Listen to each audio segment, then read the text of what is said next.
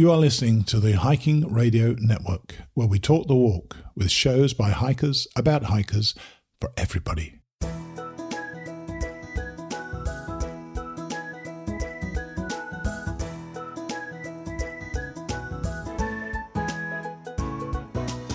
Mighty Blue on the Appalachian Trail, the ultimate midlife crisis.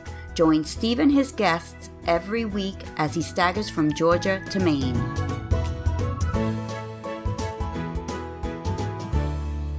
Hey guys, Happy New Year to you all, and thanks for the many good wishes that have come my way this holiday season from you guys. Much appreciated.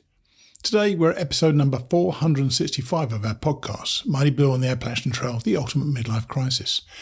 Normally we chat with people who've completed their thru-hike and who have great stories to share about how they went about getting it done. But today we have something a little different. I've had several emails over the years asking me to talk with people who, for whatever reason, after about 1,500 miles, suddenly quit. I didn't think I'd get many people who'd fit that description, so I'm afraid I kind of let the ball drop on that. Yet recently, Wyly O'Brien, or Calamity Jane, wrote to me wanting to share her story of how and why she did exactly that. She's even written a book, a kind of cautionary tale, if you will, with ideas on how to avoid ending up in the spot she found herself in back in 2007. She learned a lot about herself on the journey, and as a reminder, doing 1,600 miles on the Appalachian Trail is an awesome achievement, so I don't want that to get lost in our conversation. Not everyone finishes, yet if we take things away from our hikes, then our life can be enhanced by those experiences. Wyly seems to have taken that attitude as well. After Wyly, we'll hear the first part of Chapter 20 of Emily Leonard's book, Happy Hiking. And this week she starts hitting the rocks of Pennsylvania, meets a huge spider, then enjoys an evening of girl time with a bunch of Girl Scouts. A bit of exciting news this week is this. I was recently approached by Chris Casado. You probably remember him from previous Mighty Blue podcasts. Well, Chris and his team at TSX Challenge helped me achieve what I'd always thought was going to be an elusive goal that I'd never complete. An epic journey that culminated in climbing to the top of Mount Whitney. While that trek was just over 2 years ago, I still got very fond memories of that week in the Sierras and of our team, Team 6. We all still stay in touch. To be honest, it remains one of my proudest accomplishments. Anyway, Chris approached me recently and asked if he and TSX could advertise as a paid sponsor on this podcast to reconnect with our listeners. It turns out that several of you have already discovered TSX through this podcast and have hiked with them out west. Obviously, it was a no-brainer for me. I was already a huge fan. So now for the next 12 weeks, we're going to have a bit of fun with it. Stay tuned. But today, just the basics. TSX Challenge leads guided backpacking treks through the Sierra, Grand Canyon and beyond for all ages and experience levels that, as they say, will truly inspire you for a lifetime. It certainly worked with me. Their 2025 trek schedule is now live and you're invited to join them. Head on over to tsxchallenge.com and here's the awesome bit. Use the code MIGHTYBLUE at checkout for 10% off. By the way, if you have hiked with Chris or the TSX team, please send me a note or a picture. I'd love to hear from you. How about that? We come up with a different ad for each week to both teach you more about the TSX Challenge and share some of my experiences with them. I hope some of you take advantage of that discount and find out how freaking great it is to go on a hike with these guys. So let's get on and meet our guest this week. Here's Wyly O'Brien, or Calamity Jane. We've got an interesting guest for you all today. We normally focus on the hikers who've made it to the end, yet some people don't go all the way to Katahdin. And Wyly O'Brien is one of those. Hey, Wyly, thanks for coming on the podcast. Thanks for having me. Now, you wrote to me a while back and told me your story. Let's start with the year you did the trail. It was the beginning of a lot of the lightweight gear, wasn't it? Tell us about that. Yeah, so it was 2007. Yeah. And so the prep for that, of course, was 2006 into 2007. And being a short, older female, 5'2", 110 pounds, I knew I couldn't pack just everything in the kitchen sink. Sure. So I did a little bit of research on how you go lightweight. I attended that year's gathering. Alda Gathering, and they had a lightweight guest speaker that year. And so, of course, I jumped right in thinking I'm going to cut all my tags off, all my extra straps, all my extra loops, everything. And I did that, and it probably saved me about 1/4 pound. Particularly when I seam sealed my tent. You know, that stuff is messy. I probably carried an extra pound of seam seal on my tent. You know what I mean? So I did try to go extra. I did try to lighten as much as I could.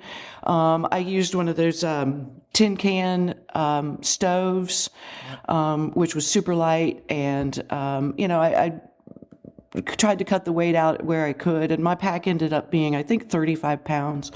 That's still quite heavy, isn't it? Even if you're trying to go lightweight. My first time I went, mine was 42 pounds. Second time was 27 pounds. Shows how much stuff you take too much. It really is. So, were you a hiker? I mean, had you done much hiking at the time? You said you grew up in the foothills of the Blue Ridge Mountains. I seem to remember. Yeah, that's right. So I grew up in Virginia, knowing about the Blue Ridge Parkway and Skyline Drive. Right. My mom taught us to be outdoorsy, so we were always outdoors, but never really a serious hiker. Now, I was a runner, and I still am, trail running, road running, whatever. And so I was very familiar with, daily efforts of miles. Right. But I wasn't really a hiker when I decided that I would do the trail. And at the time, I think you said you were 38. Is that right? That's true. Went out there? Mm-hmm. And having just referred to yourself as an older woman, trust me, 38 ain't old, as you know now, by the way. That's right. That's exactly right. And that wasn't a normal age that one would set out on a trail. Mostly in those days, it was kids and older guys normally, actually. What were the circumstances of you actually getting out on the trail? Because I know you did attend a course, didn't you, about 3 or 4 years before? Yeah. So hubby and I said, there was a college here close that was doing continuing education, adult education stuff, and we went through their curriculum and looked down on the list, and there was a camping course that was, I think it was 6 consecutive Tuesday nights, and we went down to the campus and took a class. Camper Steve, never forget Camper Steve. The first night we went, and he was laid out in the field with all of his gear. He had like 3 tents and 6 sleeping bags and several stoves and filters and water filters and things, and he kind of went through all of the gear. Of course, it's fascinating when you go and do something like that. We came away from that class going, "Oh, that was so much fun. Let's do something." Okay, but it didn't take long, especially for me, to start thinking, I wonder if I could do the trail. And we set it together. Let's do the trail. How hard could it be? Right. Yeah. Right. And so we started to plan that maybe we would do the trail. Then when you really get into the logistics, you immediately run into this problem of who's going to pay the mortgage? That's right. Who's going to pay the car payment? Who's going to start the car? What were you both doing at the time? What were you both doing at the time? Both of us were in IT at the time. Right. Working IT jobs, and of course working at those jobs, getting in the car and commuting to those jobs every day. Sure. So we tried to, we don't have any real family close that could have maybe come over and started the car and make sure the AC was still running and, things, little get the mail out of the mailbox every day. Sure. So we just couldn't figure out how we would do it logistically for both of us to go. So he finally said, you know what, this is more your dream than mine. You go, I'll support you. And that's what we did. That is a pretty selfless thing, because I thought he it was one of his dreams as well, wasn't it, at some stage? It was, but when he realized that hiking the AT meant sleeping on the ground or in a shelter most nights, yes, that was kind of a deal breaker for him. And didn't he know that before when thinking about it? I don't think it occurred to him. Right. Yeah. So he was kind of like, as much as I want to go and have this adventure with you, I don't know if I want to go through all the steps that it was going to take to go through this adventure. Yeah. So like walking 2,000 miles and living in the dirt. Yeah, that sort of stuff. Right. So you mentioned that Camper Steve, he obviously had quite an impact upon you. Did he teach you many things that you took with you out on the trail? Tell us about that. He did. So aside from the gear, of course, newbies, we have no idea what gear we need. And you see it on the social medias all the time. Which tent is the best? Which stove is the best? And it's the answer is, it depends. I don't know, whatever, It's the one that suits you. The answer to that question is the one that suits you. You may pick the least popular tent on the trail. It may be the best one for you. So you should always think about that. So did he make up your mind with some of the gear though? He did to a certain extent. So, the one thing I'll never forget about Camper Steve is he also he was super outdoorsy, and he was also a runner, and he wore Teva sandals everywhere he went. Oh my God. Everywhere he went, he hiked in them, he ran in them, he went to the grocery store in them, he lived in his Teva sandals. And so I said, well, Camper Steve must not be wrong. Let me grab a pair of Teva sandals, and use those as my camp shoes. Right. So take a pair of Tevas for my camp shoes. But what I found out is rocks and dirt and sand and all the sticks, everything get in the sandals. You can't use those as camp shoes. So sorry, Camper Steve, but I ended up using a pair of old running shoes as my camp shoes. But the other things that he taught were something that I think you could have benefited from because you wrote about it, how to pick a flat tent site. God, yes. Yeah, right. Yeah. You would think that would be the easiest thing you could do, wouldn't you? It takes experience to do that, doesn't it? It does. To find a flat tent site, and then one without any rocks on it, and then one that's not too close to the water source or too close to the shelter, and Sure. You have all these requirements about your tent site. I always loved to roll up on a shelter or a site that had the raised tent pads. Those were awesome because you knew it was flat. Yeah. Right. Exactly. So he taught us how to do those kinds of things. He taught us the differences between, down comforters and jackets versus synthetic comforters and jackets. Right. And I bought one of each, not knowing which I would take. I ended up going with a 30-degree down bag the entire way.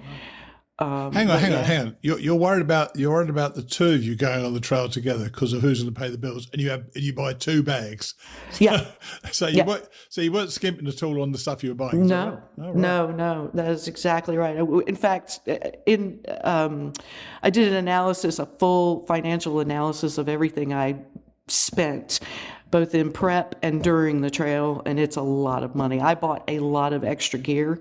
I did that with almost everything. Let me buy this water filter and this water filter. Wow, Let me buy, I overspent, and it's so easy to do. You get into REI or any of those outfitter stores, and you're like a kid in a candy store. It's a drug. Yeah, it definitely is. Yeah, you got too many choices, which you don't have out on the trail, funny enough.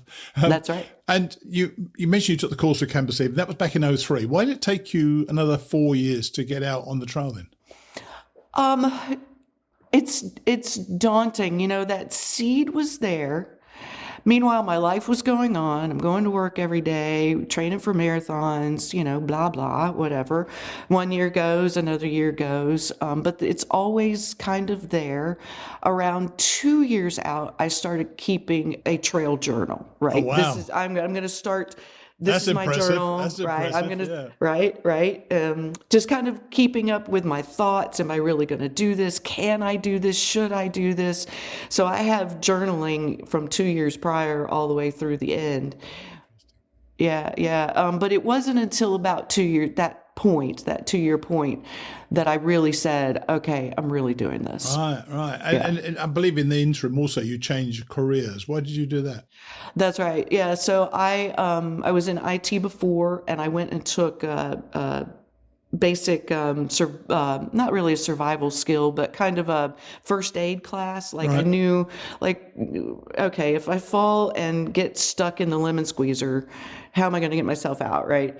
So I took a basic first aid class, and that was super interesting. And then I ended up taking an EMT class, and then went on to paramedic. So I got my full paramedic certification and ended up on the ambulance. So I did a complete 180 in careers. I went from IT to paramedic. And then, of course, having all those skills, I thought, nothing's going to happen to me now. I got it. I can feel a burgeoning confidence coming on here, which was actually punctured at some point, but we'll come to that in a minute. So 2007 was the year. You went in early March, I believe. What was your physical preparation for the hike like? So I didn't do a lot of specific physical preparation because, again, I was a runner. I knew what it meant to do, 8 miles a day. I knew what that meant.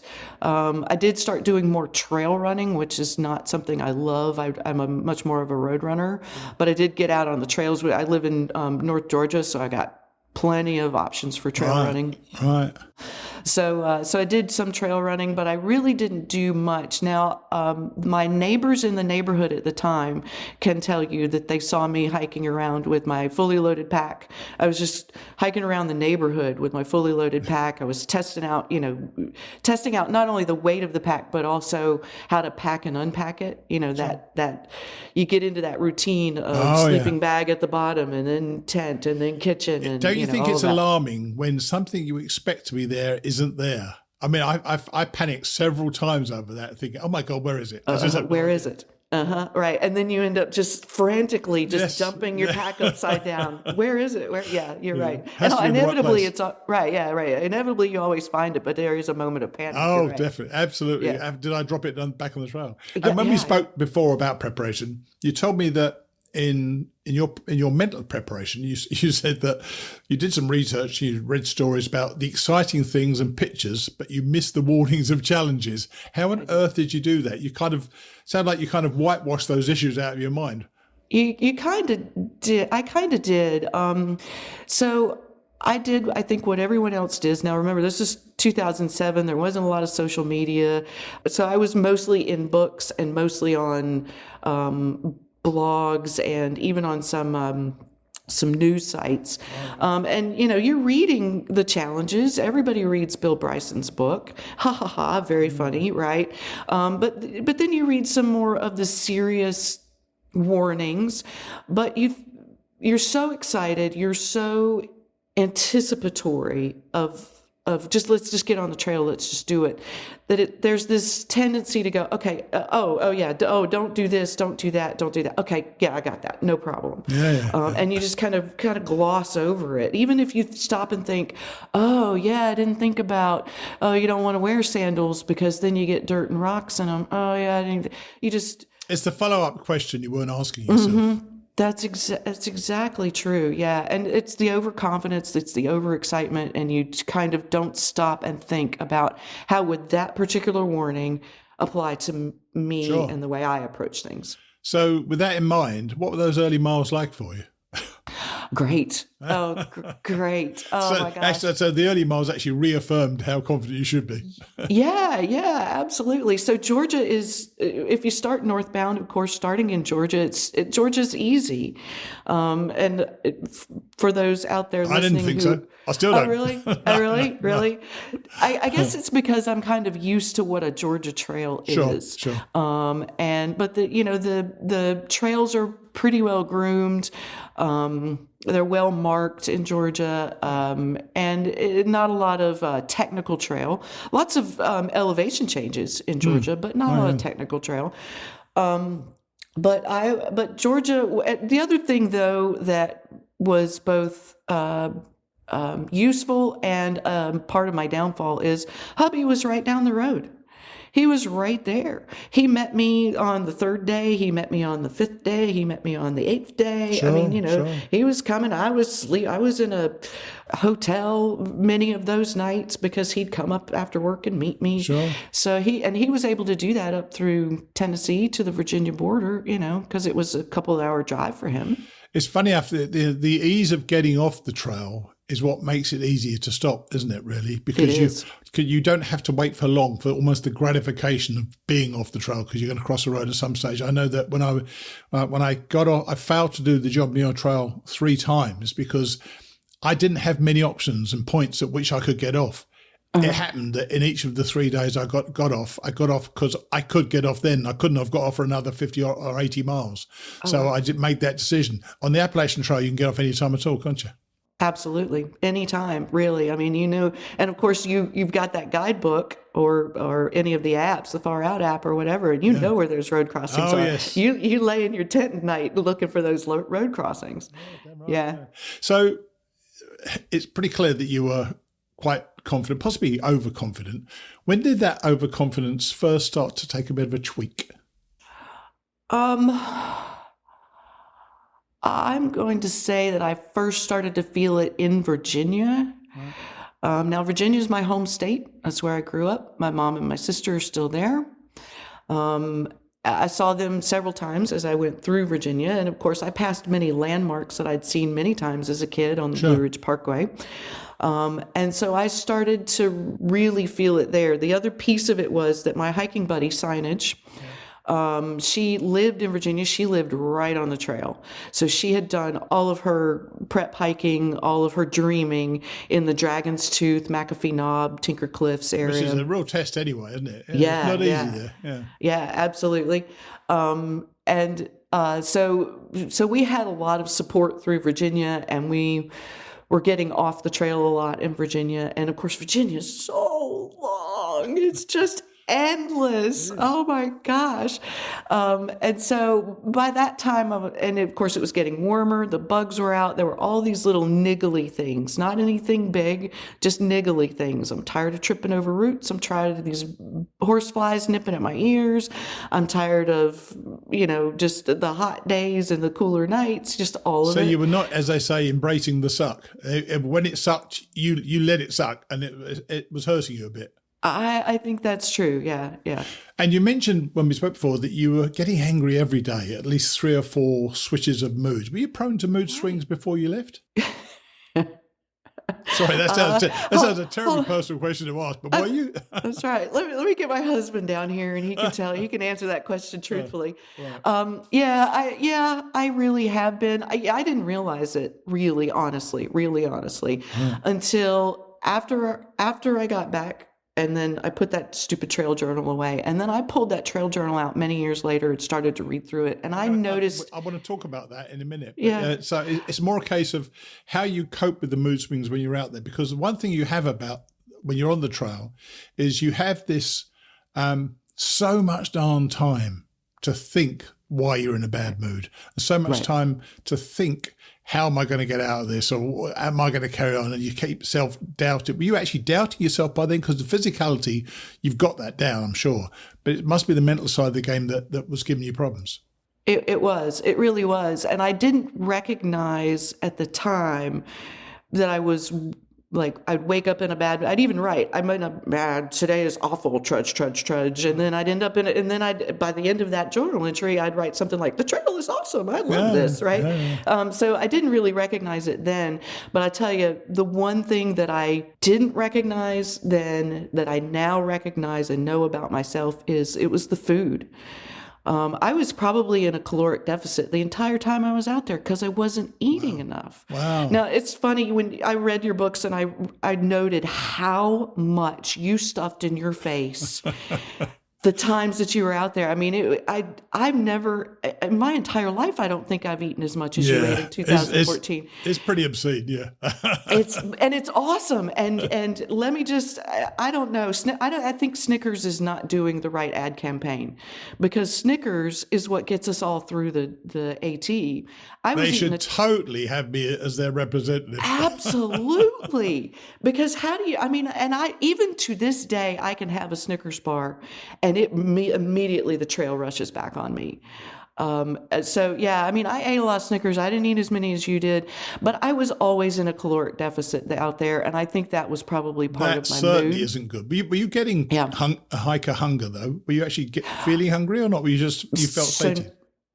Yeah, no, I never really, except for those nights when you're in your tent and now your food bag's hung in a tree and now what am I going to do? Right? That's when you get the most hungry. And you mentioned somebody who would put up with your mood swings in the Smokies, Signage. So tell us about Signage then. Oh, Signage is an angel on earth. She is amazing. Signage is 20 years older than I am. So I was 38 when I did the trail. She was 58. Right. And she was out there alone on her own by herself, just like I was. The females kind of find each other on the trail. Yeah. And so we hooked up. We crossed, as you do with people. You kind of stumble over them, catch up, and get behind. And so finally, by the Smokies, we were together and kind of stuck together. Sure. We seemed to have similar backgrounds and And similar interests. But she got there in the end, didn't she? Which is great. And She did. that was lovely. But She did. she was signage, and you're Calamity Jane. Why are you Calamity Jane?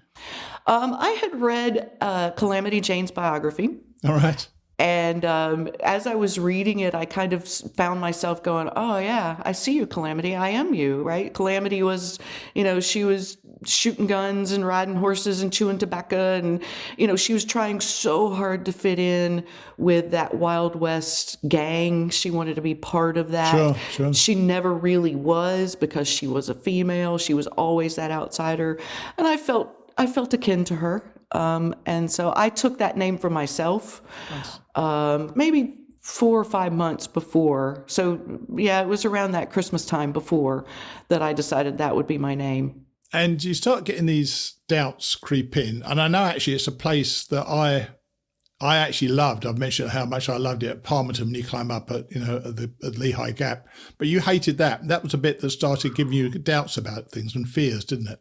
Yeah. That climb out of Lehigh Gap was so challenging. And honestly, so we were just not in the right mood. We had scrambled to get there because I had a mail drop, and that was a Saturday. We knew the post office wouldn't be open on Sunday. And so we didn't want to have to wait until Monday to get that mail drop. So we had kind of scrambled with a little bit of anxiety to get there on that Saturday morning. We got my mail drop. And we had a great breakfast that morning because Palmerton is a great trail town.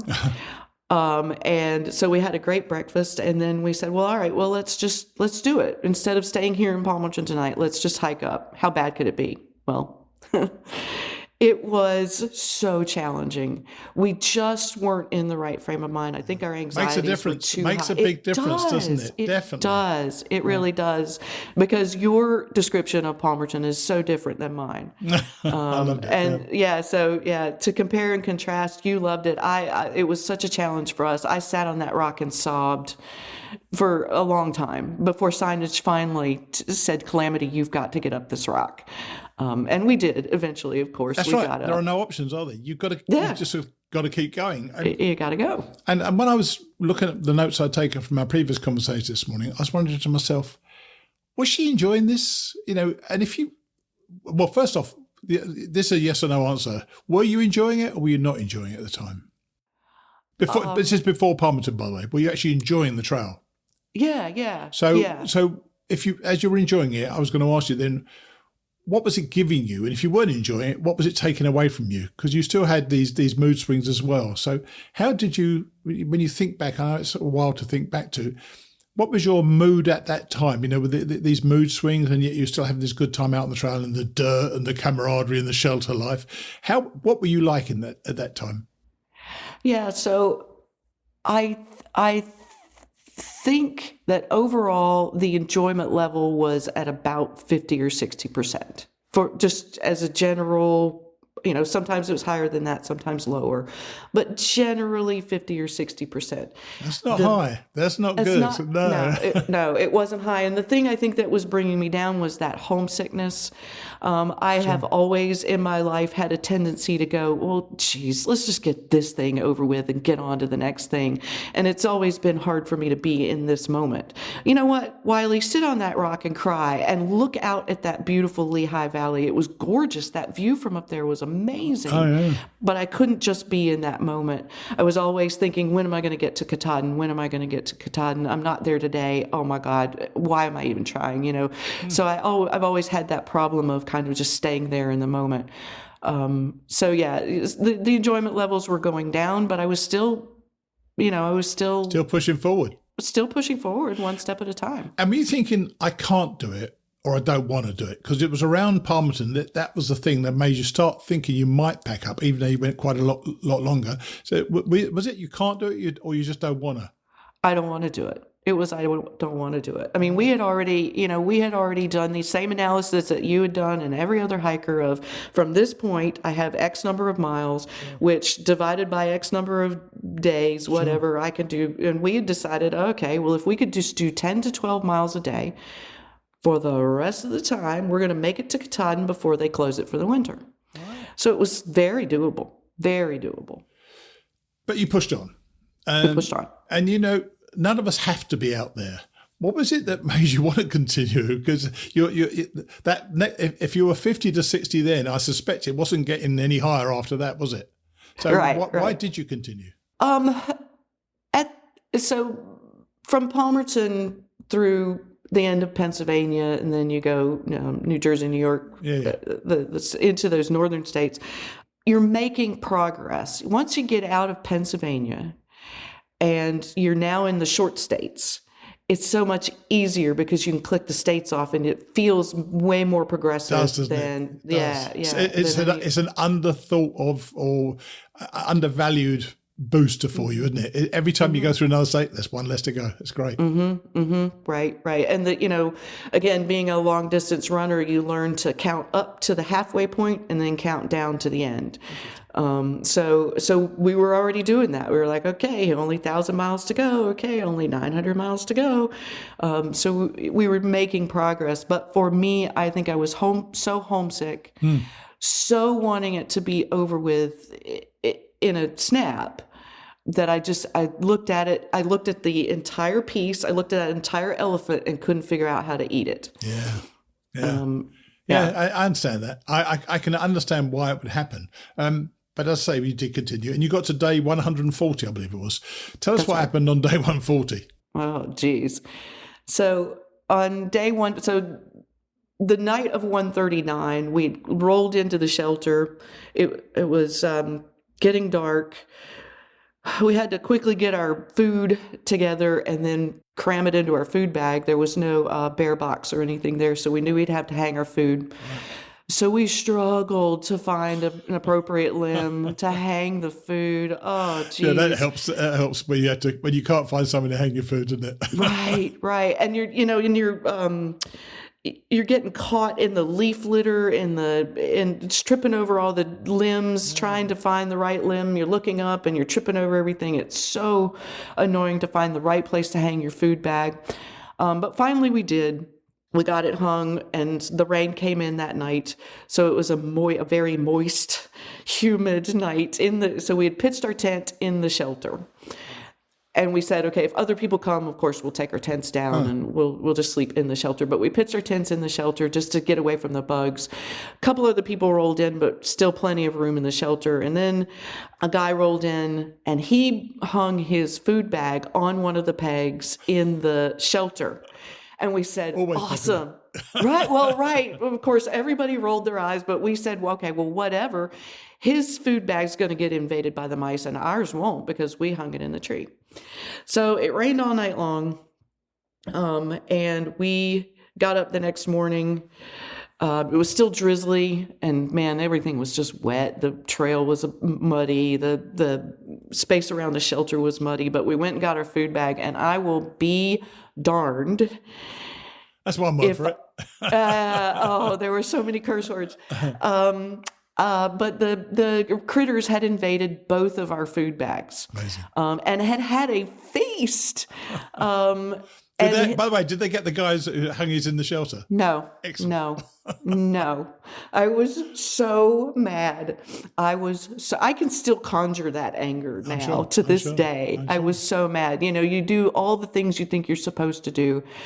Right. And then it just all goes wrong. And so there were just all these things that go wrong. And in my journal, I wrote, it was raining, but that's no reason to quit. I was tired, but that's no reason to quit. I was hungry, but that's no reason to quit. The mice ate my food, but that's no reason to quit. But you know what? You put all those things together, I'm done. I'm not doing this anymore. Was that a moment? It was a moment. It was a moment. That day, and you told Signage, how did she take that? Yeah, so Signage was always an early riser. One point we never agreed on. She always went out ahead of me from the shelter, and I would usually just pack up at my leisure and catch up with her. Sure. So I told her that morning, so I'm crying tears in my tent. She's in her tent packing up. I can hear her shuffling around over there. And I said, just go and I will catch up with you. And she said, okay. So later I caught up with her that day, eating my bagel and cheese on a log, crying. And I said, Signage, I can't do this anymore. I want to go home. I miss Chase. Chase is my husband. And I want to go home. And signage in amazing fashion, as she always has been, said, okay, I totally understand. Let's get to wherever we get to tonight and camp, and let's talk about it. We'll make a plan. And so, okay. Didn't talk. She left me alone that day to kind of work through it. Now, what I didn't know. Yeah, women are much better at that sort of thing than men are. Yeah. Well, she said later on, she said, I left you alone because I was hoping you'd talk yourself out of it. I was hoping that as you continued to make some northbound miles, you would maybe change your mind. So we went another few days and then, all along we'd kind of been talking about, all right, well, let's get to Great Barrington, which was the next, is that right? The next real trail town, and let's talk about it. So we got to Great Barrington, we got a hotel room. I made a list. On one side, Katahdin, on the other side, Quit, and put them down in a list. Now, they were all very cogent arguments. Very logical, very trying to think it through. And I kind of went down my list and said, all right, cool. Now I'm going to call Chase and tell him that I decided to quit. And Chase... So was the quit list much longer than the Katahdin list? So being a little OCD, they're exactly the same. On one, it was very sides of the coin. On the one hand, you need to do this, but on the other hand, this. So you didn't really need the list. You wanted to go home. I didn't really. I wanted to go home. Yeah, exactly. So you went home, and did you regret it? Yeah. When? How soon? Almost immediately. So so let's see. We went to what town? Dalton, Massachusetts is where we went to, and Signage and I got a hotel room. Her friend, who had also been supporting her up the trail, came and got her that morning. And when she arrived, Signage loaded all her gear into her car, and I stood at the hotel room waving goodbye. I closed the door and said to myself out loud, I should go with her. But I didn't stop them. I didn't make a move to pack up my gear and get it back onto the trail and just surprise her that night. I just didn't do any of that stuff. I so wanted to go home, but I wrote in my journal that day, I'm going to regret this. Do you regret it to this day? I have waffled on that in the last 17 years. Some days I would say, absolutely, yes, I regret it. And some days I would say, nope, not a single regret. Here's what I regret. I regret not having taken the opportunity, that very rare opportunity to see those northern states. Sure. Vermont, New Hampshire, and Maine is what I missed. They're very different from these southern states, and I missed the opportunity to see them. I mean, you could have come back, but I believe I'm right in saying, and I had to check I was right about this, I think I'm right in saying, you haven't backpacked a single day since you left, have you? That's exactly right. That's a question for another episode, to be honest with you. That's a long answer, I'm sure, why you haven't, because that should really be the end of your story, but it isn't.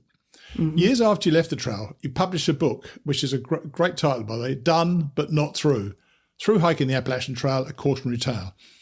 I presume you kept a fairly extensive journal while you were out there, because you said you started 2 years before. Had it been your intention to write something after completing the AT? It had not. No, I did not have any eyes on that. Who wants to read my journal? Boring, right? But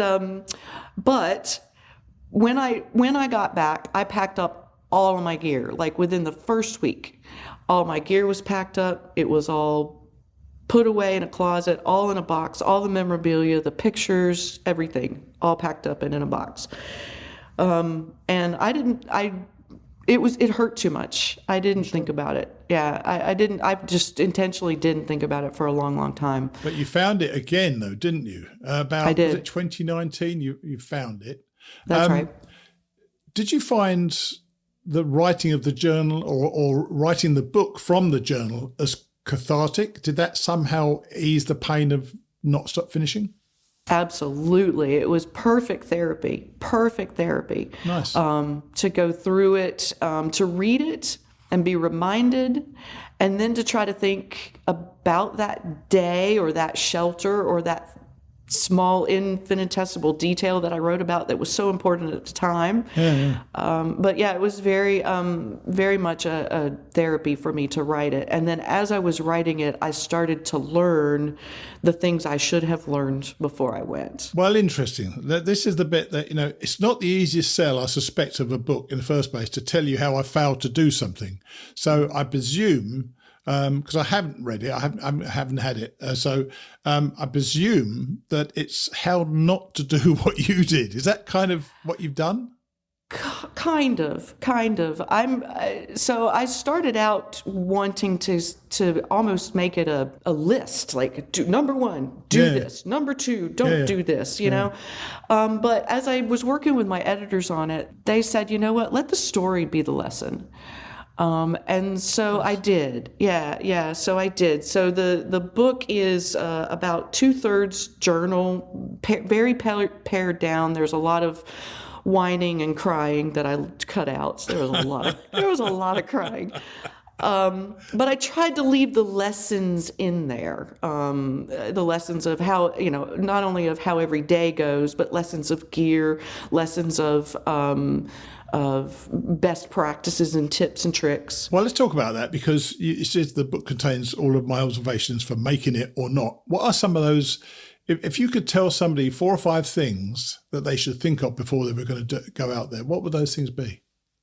Yeah, so the biggest thing is, before you go, don't dismiss the advice. And man, that's hard to do. Social media, you got people are just, you ask one simple question, it's too much. But every piece of advice, everything you read, try to know who you are and how you would react to that thing, whatever it is. If you're somebody who gets blisters all the time, even just normally walking around at the mall, then you gotta just say, I understand what that problem is, and here are all the ways that I need to address that. See a podiatrist, get all the gear that you possibly can, find the right socks, find the right shoes, know what your weaknesses are, or at least try to be honest with yourself before you go. But the trial kind of reveals weaknesses, doesn't it? In many ways, it exposes you when you're out there.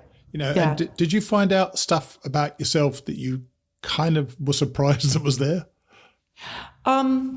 I did. I think the biggest lesson that I learned is you can plan until the cows come home, but if you can't execute on that, the plan was flawless. My planning was beautiful. It was flawless. There's no reason I shouldn't have made it based on the plan, but I didn't. So learn how to execute.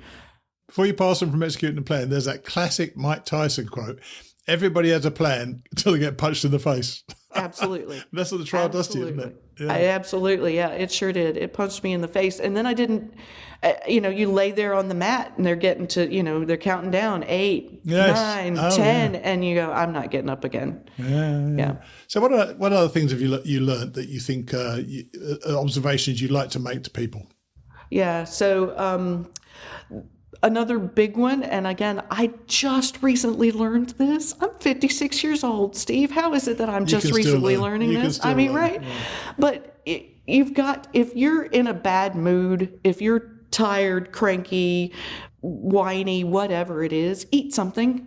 Get a Gatorade, eat something, have a Luna bar. I mean, whatever it is, it's very, very likely that you're cranky because you're hungry. Even if you don't hear your stomach rumbling, eat something first before you make any decisions, before you try to do anything. Get something in your stomach. Fuel your brain and your body. So is your book it's now out, I'd say, it's now published. Yes, right. If your book if you'd been able to read your own book before you started, would you have done it differently? I would. I mean the hike differently, obviously, than the book. Yeah, I would. I wrote many places in the book. The next time I do the trail, I'm going to do it, blah, blah, blah, right? That's the spirit, Yeah, right. So it's kind of like life. You don't learn something until you learn it, right? Somebody can't. Yeah, I can't tell you. I can't tell you. I can give you some advice. I hope that you can take it. But if I did it again, I think I could. I think I could make it now that I know more about myself. It's not knowing more about the trail. It's not knowing more about the gear. It's knowing more about yourself. Sure, you're absolutely right. Yeah, and you learn a heck of a lot of stuff that perhaps you don't want to learn about yourself as well when you're out there. So where can people get the book? This is Amazon. It's self-published on Amazon, done but not through. It's ebook and paperback. So the ebook's got over 400 pictures in it. Wow! But for the paperback, I had to cut it way down, of course. But you can get them together as a bundle. Well, I'll put a link in the show notes for that. Now, I know before we go, there's one other thing I want to ask you about. You told me before, unless I totally misunderstood this, that in your younger years you were kind of Sally Sunshine, but now you're 100% negative Nelly. That is true. When on earth did that happen? That is so true. So here's what I think I'm learning about myself is while I have tried to be Sally Sunshine, I always too much bloody effort when you get older, isn't it? Oh my gosh, yes. And so now I'm just letting my true negative Nelly come through, and I'm not covering it with Sally Sunshine so much anymore. But yeah, it's funny. Hubby and I always joke that we are textbook old people, just get off my lawn, and you young whippersnappers. I've got 15 years on you yet, so imagine what it's like when you get to my age. It's a bloody nightmare. Right. Now, on a much more serious note, just to finish up, because I know you wanted to talk about Asheville. In what context did you want to talk about? Do you want to talk about Asheville? So, we booked a trip this year in the summer. We booked a trip, said, oh my gosh, let's go to Asheville and see Biltmore for Christmas, because we'd never been for Christmas. Sure. We'd been several other times before, but we wanted to go and see amazing decorations at the Biltmore for Christmas. So we booked that in the summer. Hurricane Helene blew through there, and we thought, oh geez, we're not going to be able to go. But as they started to recover a little bit, we kept the reservations and said, let's just see what happens. We were able to go. Now, we did have to change a little bit of where we stayed and how we got there, but the Biltmore itself was open. The grounds were open. The house is open. It's gorgeous. Of course it is. But it was so both heart-wrenching and heartwarming to go there. If you drive through Asheville, you can still to this day see the debris, the devastation. You can see the water line 15 feet up on some buildings. Amazing. It was eye-opening. And then to know that there are still, at this moment, there are still people who don't have a place to live there. And the same is true for that whole area, Damascus and everything. So when you guys get a chance to go through there, be as gracious as you can, be as giving as you can. This might be the time for the hikers to give back some magic to the trail. I don't know what the trail's going to look like this year. The ATC still hasn't announced the official route. No, they haven't yet. But, there'll be a trail there and people will be hiking it. We're following 2 people next year and they're going to do it. I mean, it's going to be tough. But, you're right. Give back to the trail. We went up to Hot Springs, saw what, I took 5 people up there, or 4 other people up there, and we did some work, but we just didn't even scratch the surface. There was so much that needed to be done. Yeah. So it's important that we try to give back to the trail as much as we possibly can. Well, look, I love the idea of featuring somebody who didn't make it, but I kind of wish you had made it. But you've got lessons to teach people, so I appreciate you coming on and sharing that story with us. Yeah, thanks for having me. Okay, then. Take it easy, right? All right, thanks. Bye. Bye. I thought she handled herself with a grace that I don't think I could have mustered. Less than 600 miles from Katahdin, she'd had enough, and agonisingly as far as I'm concerned, she immediately knew that she should have carried on. There are those moments in our life that we look back on, and I've had plenty, when a different path taken could have produced an entirely different outcome. Wyly met one of those moments and decided that enough was enough. It wasn't the guy hanging his food in their shelter and Wyly and her partner getting their food eaten. It was a combination of everything and piling on one thing after another. When I said that 50 or 60% happiness wasn't enough, I meant it. There are so many ways that you can get kicked off the trail. You need to be enjoying the hike sufficiently to embrace that suck. Wyly simply didn't, and so that final incident was enough to push her over the edge. I hope you got as much out of that conversation as I did. It's always great to hear about successful thru hikes, but many of our best lessons in life come from our failures. Thanks now go to our awesome donors, many of whom donate every single month. This week that includes James Boyd, Small World IFT, Kevin Eastman, Michael Garsh, Ann Dobson, Mike Cicello and David Santee, while Laura Sanders also sent a generous donation, commenting, "Thanks for your terrific podcast, Steve. I especially appreciate that you're willing to read a book written by a woman. I know you had some concerns, but it's a gift for all your female listeners that we get to hear something from a woman's point of view. Thanks." Wow, that's a really nice thing to say, Laura. I feel a little bit bad that I'm dropping the books after this one, so I'm glad we saved a woman's book for the last one that I do. Anyway, thanks to all of you who help keep us going. At the end of each month, with bills due, it's always a relief to see that we're paying for ourselves. Finally today, Emily takes on a giant spider with her hiking pole. There was only ever going to be one winner there. I'll see you next week. Chapter 20. It was tough heading back to the trail, but I did. One step at a time. I was well fed and well rested. Oh yes, and dry. All of which wouldn't last long on the trail. I was blessed to have my family and friends helping me along on this adventure. It was so much more fun sharing it with others. It was a fantastic day hiking, a great way to restart after 2 days of vacation from the trail. It's weird to need a vacation from vacation. My hike was my getaway from the real world, but even something fun can be tiring and not appreciated when overdoing it. It was an easy 11-mile day with a smooth footpath and no inclines. It was also my last slack packing for a while. Becky and Pat dropped me off at Boiling Springs, where I had ended a few days earlier, and I hiked to the last pickup point where they could assist me. They needed to pack up the RV and head north to Maine, my destination as well. I'd just arrived a few months later. I was anxious to see what the second half of the journey had in store. Back to reality, I was headed for my next small town, Duncannon, Pennsylvania.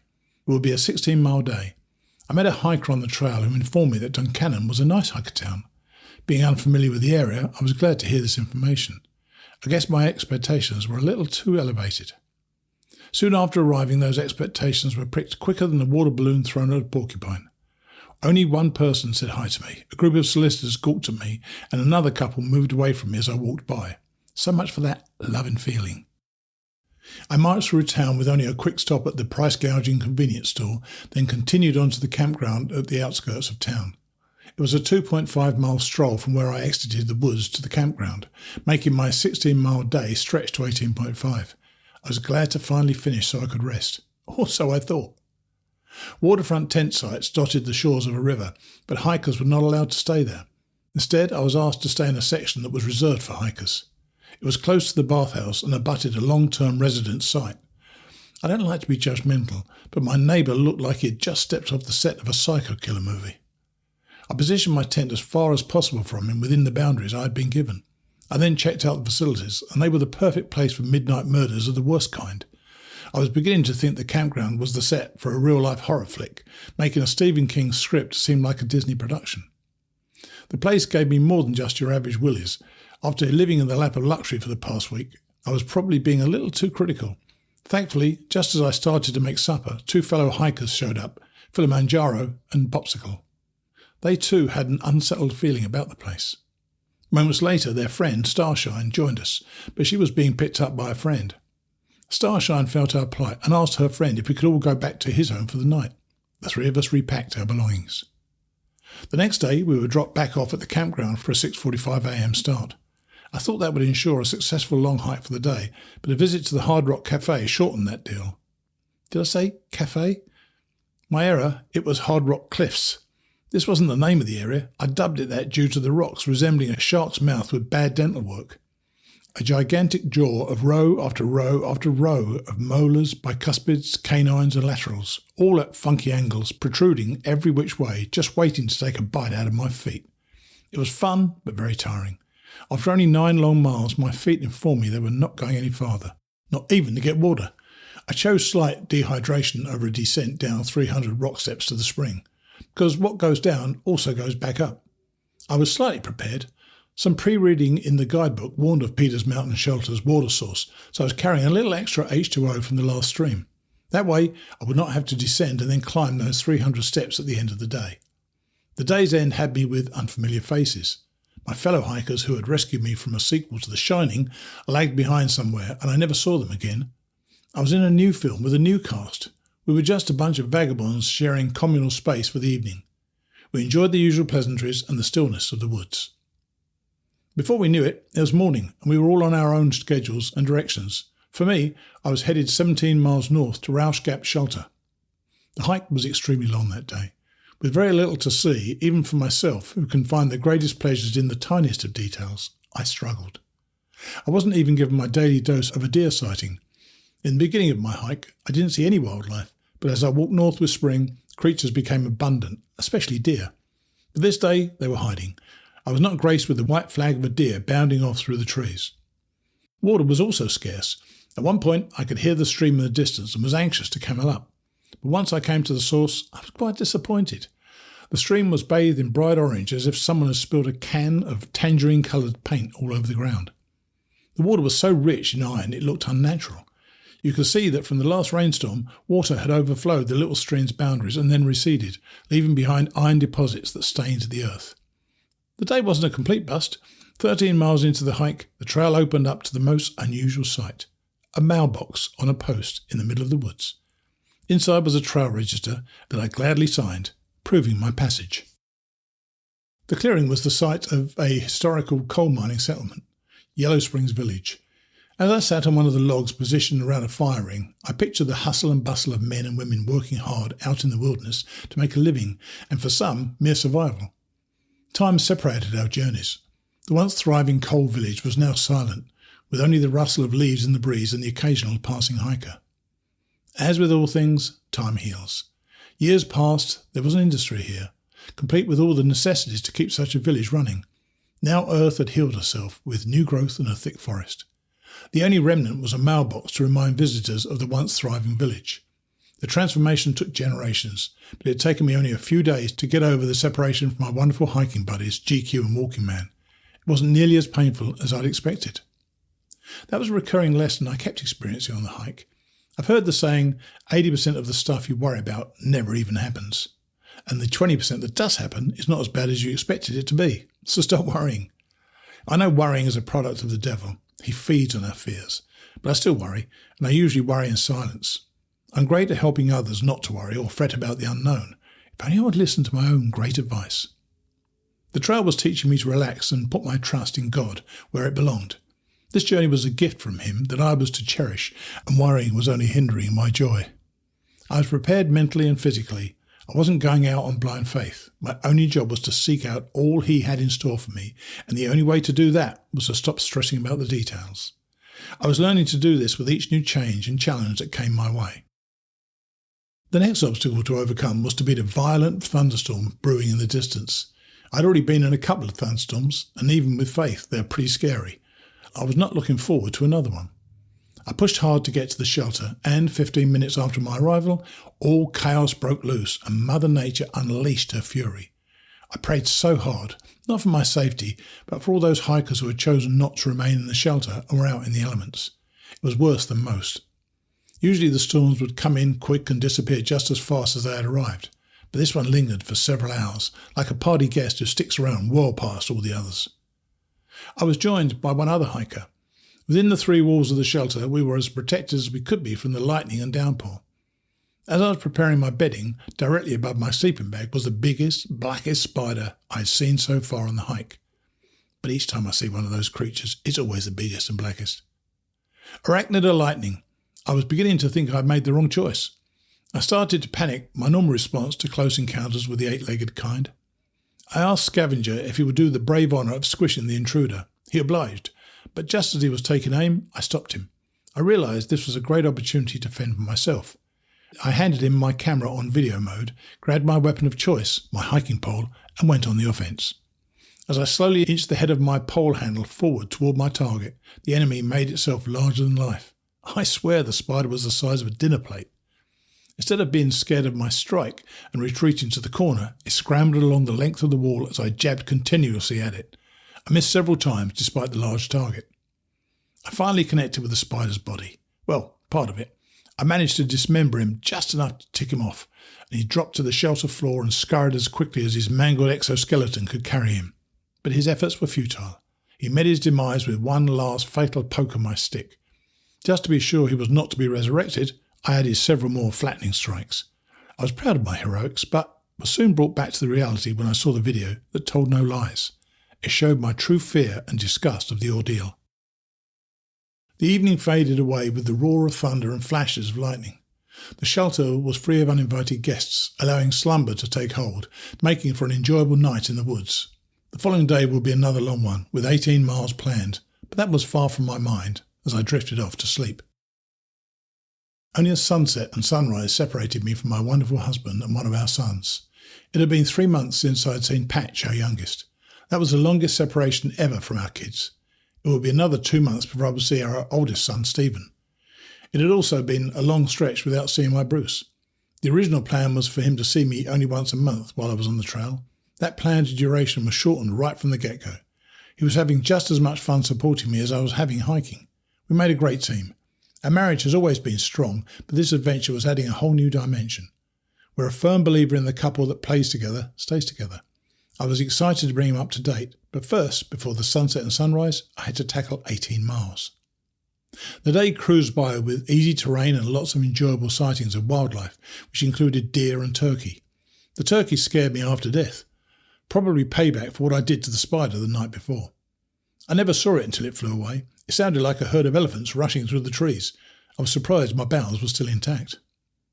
After securing my heart back into my chest and reassuring my imagination that I was not going to be swallowed by a Pennsylvania forest monster, I realised it was just a turkey. I started to head to the spot she flew from to see if she left any feathers, and there were 3 chicks looking dumbfounded, as if to say, "Hey Mum, what about us?" I kind of had the same feeling when the guys hiked on, but that feeling was fading fast. With 16.5 miles logged for the day, I was feeling great and was sure I was home free, until the trail set me straight. It snarled at me with its rock-infused path.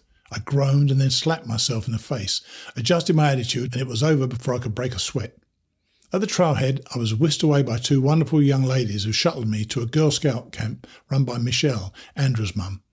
Andrew and I had made plans with his mum to stay at the camp when we came through. Even though he was no longer on the trail, Michelle was still gracious enough to host me for the night. The Girl Scout camp was not open yet for the season. There were about 30 girls there for counsellor training. They fed me supper, Taco Tuesday. We sat around tables seating 8 campers each.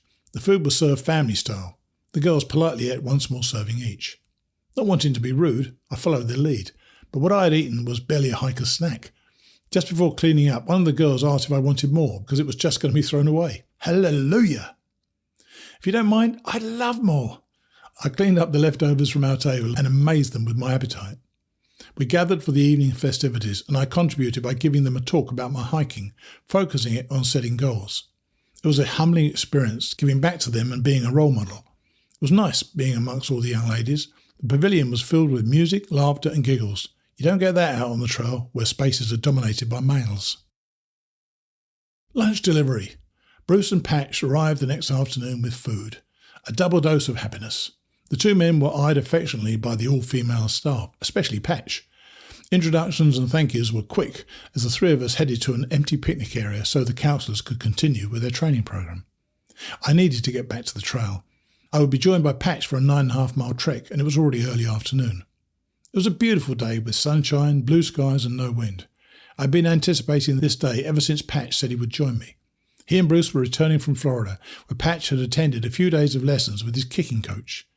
We had a great hike together. We saw baby birds in a nest, stopped at beautiful overlooks and had some really nice mama bear and baby bear time. It had taken me a few weeks to develop the ravenous hiker hunger. Patch was born with it. During his school years, I would make him huge lunches. By his junior year of school, we bought him a picnic-sized lunch bag so he would have enough room for his food for the day. One time we received a call from a teacher who needed to conference with us. We were a little puzzled because Patch was a good student. At the meeting, his teacher, Mrs. Lammett, began by saying how she allowed the students to eat in her class because she understands that everyone's metabolism is unique and teenagers' needs vary. After a few minutes of small talk, Mrs. Lammett continued, "But When Patch gets to class, he doesn't get his book out. He puts a 5-course meal on his desk and eats. Bruce and I had all we could do not to laugh.